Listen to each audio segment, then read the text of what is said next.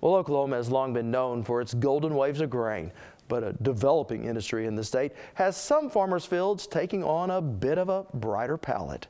Elisa Hines explains. There's a new kid on the block. Its name, Canola. Rick Payne is a farmer in Thomas, Oklahoma, and says canola is a nice fit in wheat country. It seems like our area is just so dry that we haven't in the past at least gotten very good results from summer crops without irrigation. And so we really have embraced canola because it gives us a winter crop that allows us to rotate our wheat, keep our wheat ground more clean, and produce even better wheat, I feel like. And the canola is just as, is about the same profit margin as wheat is, if not better. We're trying to plant 1/3 of our crop acres to canola every year. And this year we're going to try to get about just a little over 600 acres of canola, and then we'll plant the rest of it to wheat. A winter rotational crop, canola really helps the soil. To me, it's a deep-rooted plant, especially in canola grown on no-till. I believe it helps keep the soil more mellow and keeps our soil loosened up where there's not as much chance of compaction. We try to graze most of our wheat ground with cattle in the winter on just wheat pasture. And I feel like the canola kind of gives us the option of lessening the chance of having compacted soils just because of the way the root system works. I think the main benefit of canola, it not only improves our wheat yields, but it also makes our wheat a lot cleaner crop. By keeping the weeds down. And how you plant can be just as important as what you plant. To me, this is a lot better. I think we need more down pressure right now. One thing that I'm excited about this year's canola over last year is last year we, of course, planted our canola no-till, but we planted directly into the wheat straw, just like we're doing now, where the wheat where we raised wheat here this past spring. But this year we have a drill that has row cleaners on every other row, and we're not planting directly into the mat of chaff and straw in the wheat field. We have about a 2-inch little section where the row cleaners clean the straw out of the way. And so I'm excited about our stand and the viability of our canola withstanding freezes this go around as opposed to last year. We had a lot of freeze out damage last year, and I'm hoping that this will be the solution for that. And you don't hardly see any dust behind this drill.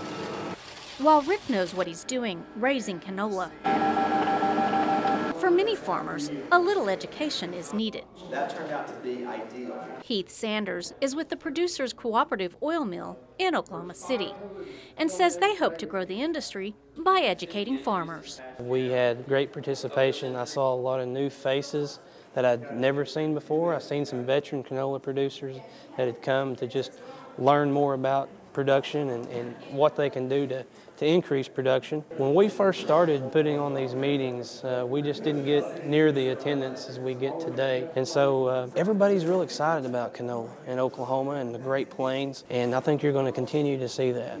Winter canola was brought in not to replace wheat, but to assist it. We're seeing better wheat yields. We've got 2 crops coming off at once during the harvest. It's just a very good rotation with our wheat. It is the best rotation I've ever seen. When you look at other crops and different things, just winter canola and winter wheat complement each other like corn and soybeans do in the Midwest. Well, the challenge for the farmers is it's a new crop. It requires a little bit different management techniques than wheat. And so it's all about, agriculture is very scientific these days. And it's all about proper management techniques and harvest techniques in order to maximize yields and maximize their bottom line. Our goal is to be extremely efficient with reception. Neil Junkie is president of North Star Agri-Industries and says because of the growth in the canola industry here in Oklahoma, they're looking at building a canola oil processing plant in Enid. Canola is an oilseed crop. It's a high oil content crop with 40 to 42% oil, and it produces the healthiest vegetable oil on the market. It's been proven to be heart healthy and can reduce the risk of heart disease. So it's a healthy product in growing demand in the U.S., and winter canola has been proven to be an excellent crop in Oklahoma. With the plant itself, we'll be crushing 2,000 to 2,200 tons per day. And so canola produces about a ton per acre. So we'll be crushing the canola from about 2,000 acres per day at the plant. What we do is we produce two products, food grade refined canola oil, like you see on the tables behind me, and canola meal. Canola meal is a high protein feed ingredient for cattle, particularly dairy cattle do very well with canola meal. Brent Kissling is the executive director of the Enid Regional Development Alliance and says Enid is excited about the new processing plant. The canola crushing plant is a big deal for Enid, for Oklahoma, and for the agricultural industry in this area, mainly because it's not just a plant that's coming in. It's really a new industry coming to this area. Oklahoma's been known for forever for growing great commodities and then putting those commodities on a truck or on a train and sending them somewhere else for somebody to add value to them.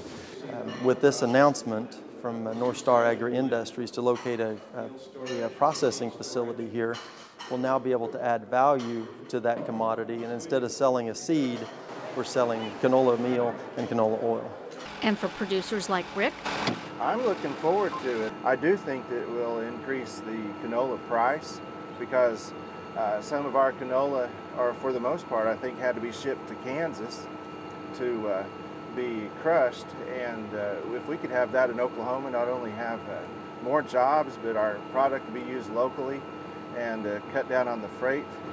And I think it's a win-win situation. I don't see anything negative about it. I'm excited about it. I hope that it comes soon. locally grown, locally produced, and locally sold. And Elisa tells us construction of the North Star canola crushing plant in Enid is scheduled to begin in 2015.